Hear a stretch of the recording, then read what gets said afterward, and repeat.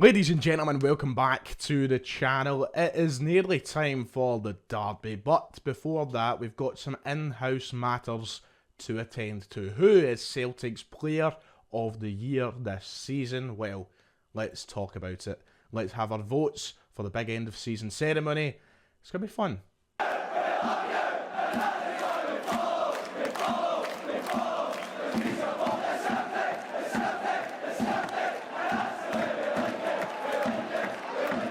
Hello, welcome back. Like and subscribe if you haven't already. Today we're going to take the focus away from the derby for a little bit. We'll be back to that tomorrow.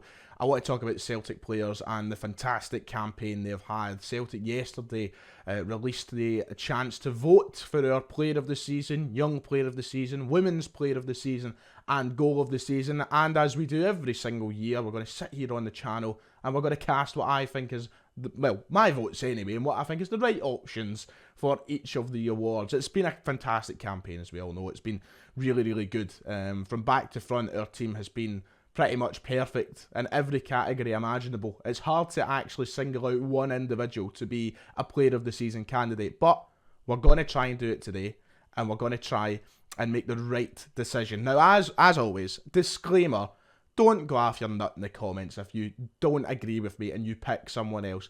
I think we're living in a very, very nice world right now with Celtic, where anyone can win this award. So let's not hold knives to each other's throats. Let's be nice about things, eh? Usually I also drag this out over eternity, these videos. They last forever, but I'm actually away to Liverpool in a couple of hours' time. So we're going to try and fly through it today. So, yeah, lucky for you. Right, we're in. Here we are, Celtic's website. They've obviously posted this. The deadline to vote is Wednesday, May the 3rd at 12 PM. So if you want to take part and be in with your chance of winning a couple of prizes, then make sure to go and check it. I'm not endorsing Celtic's website in any way here, by the way. I'm just letting you know. So yeah, this is how you vote. There is 5 categories to go through.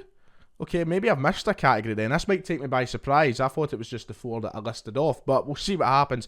And the first one, the main one, the one that probably invokes the most conversation for us, is the Player of the Year for the men's team. And wow, what a list of players we have to go through here, by the way. So we'll start at the top and work our way through. Callum McGregor, the captain. The description I've given is the captain has led by example again this year. Of course, he is the reigning, defending, undisputed Player of the Year. He won it last season. So he's looking to win it 2 years on the bounce and always in with a very viable conversation of winning it. Cameron Carter-Vickers, the American, has been a rock at the heart of the Celts defence. He was my pick last year. I actually went for Cameron Carter-Vickers against McGregor in last year's Team of the Year, or Player of the Year vote, I should say. But alas, McGregor won. Greg Taylor, the left back, has been key to a lot of the success of the season, of course, especially in the opening half of the season. He was my pick and he was unbelievably good. Perhaps the most improved player in the Celtic team over the course of this campaign. He has been brilliant and well in with a shout of winning this. Rio Hatate, the midfielder's passing has wowed the Celtic fans this season. He's been next level. He's perhaps showed the most quality in one individual in this team.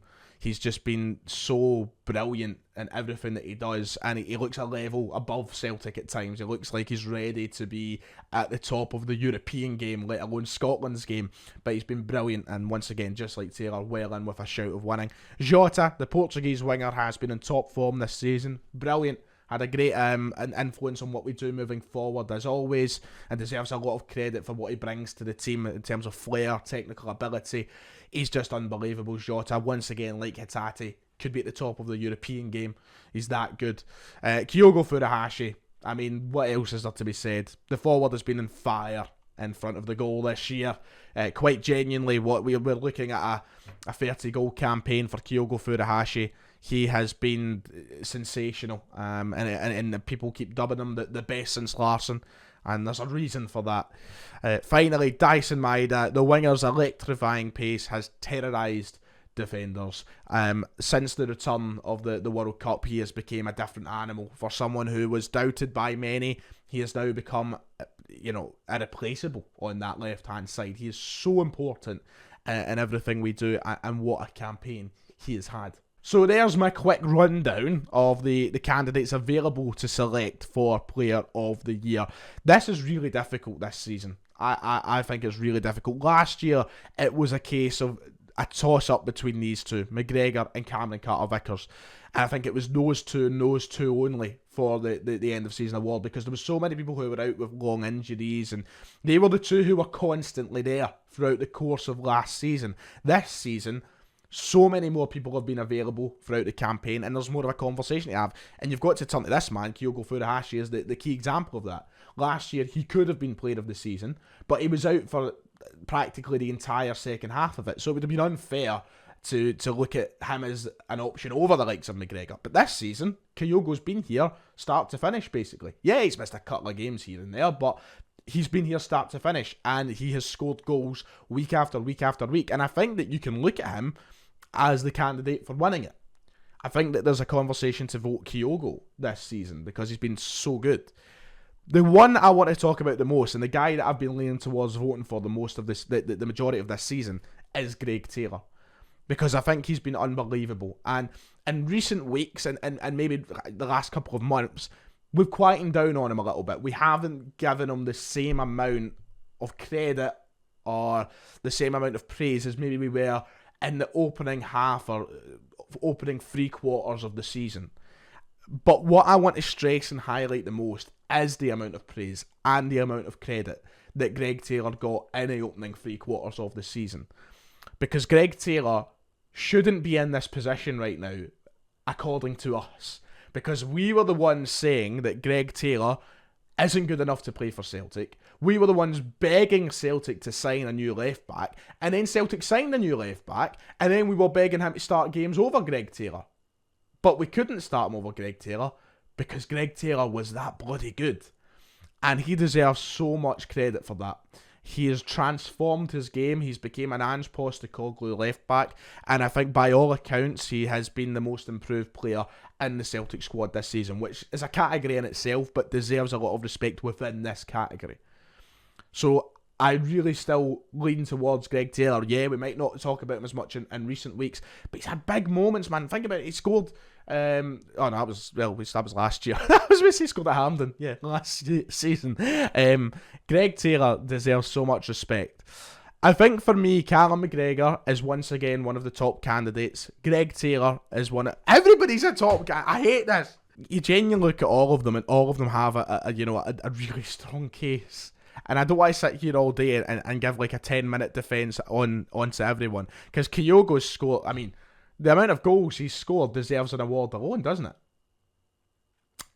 But I'm going to stick with my gut. And a lot of you might disagree with me, and a lot of you might have fell off of this bandwagon, but I am staying on it, and I'm staying true to what I've said on the podcast week in, week out throughout the entirety of this season. I'm going for Greg Taylor. I'm picking Greg Taylor as my player of the season. Right, so the second category is goal of the season, and yeah, they've provided a nice wee video package for me to remind myself of all of these great goals. I'm not going to play the video for you because I'll get done for copyright, and we don't want that, do we? So I'm going to go watch it, and I'm going to come back and talk through all the candidates and try and kind of briefly remind you before I make my decision. However, I think I know what I'm going to pick. This is harder than the Player of the Year vote.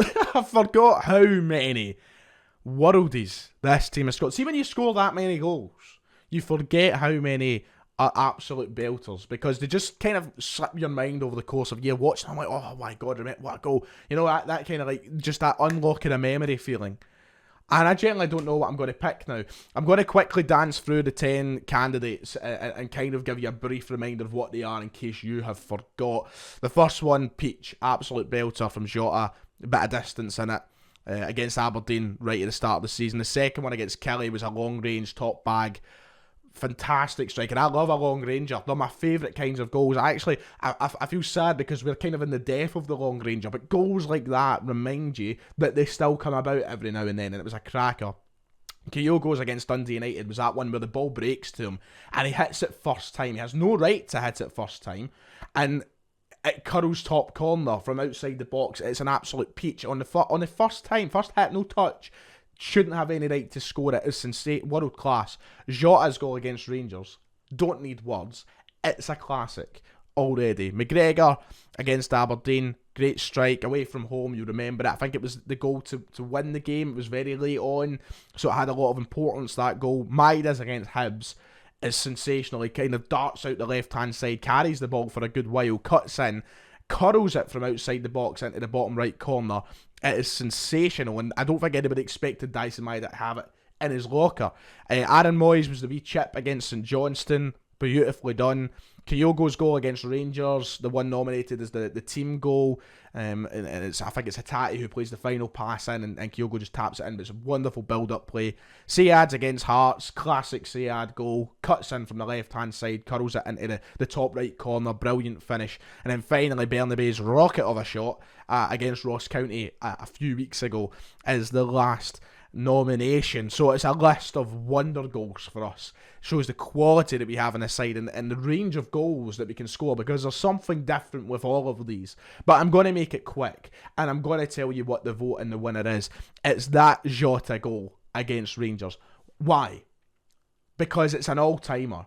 It's a highlight package goal. It's one that will stand the test of time, just like Henrik Larsson's against Rangers all those years ago. The way that he takes it out to the right-hand side, and it looks as though it's going to go out of play. It looks as though he's fucked it with the touch. He has no right to score that chip from that angle over Alan McGregor. He has no right to do it. It is a derby classic. It is one that should be put on banners around Celtic Park. All of these goals deserve to be on banners, don't get me wrong, but this is one that just, and the game as well, with the way that game went, it just encapsulates everything about Celtic and Ange Postecoglou at this moment in time. And for me, it's the most memorable goal on this list. It's the Young Player of the Year award, and Jesus Christ, what a humming selection. No, I'm joking. But it's a bit of a weak one this year, isn't it? Because I don't feel like any of our young players have had that kind of breakout season or star power season that maybe we've seen it in recent years. Because let's run through all four, for example. Bernabei, don't know how he's here. He's barely kicked a ball. I like Bernabei, but he's not played enough to suggest he should be Young Player of the Year. Automatically, he's not even in consideration for me. Haxa, you know how much I love Haxa. I adore him with my heart. He's my favourite player at the club. But has he played enough to be Young Player of the Year? He's been really unlucky. He's been out with injuries. He's not been able to maybe be in the first team as much as we'd like. He's been brilliant. And he's an instant hit with the Celtic fans, as it says here. But I don't think he's done enough to be Young Player of the Year. Liel Abada, Matt O'Reilly, I think those are the two main candidates. And Abada, once again, his return this year has been phenomenal. But he's had so much time on the bench as well, so it's crazy, isn't it? Matt O'Reilly has been so criticised by a lot. Not by me. I love Matt O'Reilly, and I've been patient with Matt O'Reilly. I think we're now seeing the best of him again. But once again, the stats go to show how much of an influence, how much of an impact he's had in the team this year with all those assists. He's one of the, I think he's top of the assist charts.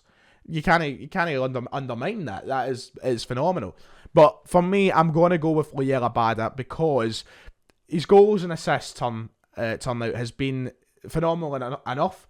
But the impact he does bring onto a game when he's not starting, and even when the impact he has when he does start is huge. And he still has so much to say in a game. Of course, we've not seen him in the last few weeks with injuries or whatnot, and there is speculation of him leaving the club. But he's someone who can change the course of a game, and he's changed the course of a game many a time this season. So I'm going Liel Abada. I don't know if it's the final award, so I don't want to announce it as, and finally, in case it's not, but I think it might be the final award. That is the Women's Player of the Year vote. Another important category, the women's team this season. Another great campaign under Fran Alonso. We'll wait and see how it ends, but good form as of late. Who knows how things will end up. And the Women's Player of the Year candidates have been announced as Caitlin Hayes, this is where I always feel bad because my pronunciation isn't always the best, Pamela Tachanar. I don't know if that's how you actually say it. It might be. I know she's Mexican, so it's my best effort. Natalie Ross and Amy Gallagher. Now, of course, Amy Gallagher and Caitlin Hayes have chipped in with the goals this season, as we know. I think they've got quite a few in the league. Pamela, I'm just going to say my pick. I'm going for Tachanar because she's got the most clean sheets in the league. Had a great first season with the side. I love a goalkeeper. I've always loved a goalkeeper. And when they bring a significant improvement and importance to the team, just like I said with Joe Hart last season, I think that they always deserve the credit and they deserve the respect for what they do. And keeping all those clean sheets in what has been a very tight season, the most clean sheets in the league, is important, because if Celtic go on to win the SWPL this season, if they go on to finish the job and get it done, those clean sheets will be of significant importance. So I think that our job shouldn't be undermined in saying that. So I'm going to go for Takana. There we go. And that's it. Right. That is it. I'm not going to type out my details in front of you so that you can go and steal them. But thank you for watching. There is my end of season award votes. I hope you all enjoyed it. Let me know who your picks are in the comments below. I know I'm going to get like shot in the head for my picks or something, but yeah, that'll do. Like and subscribe. See you all next time.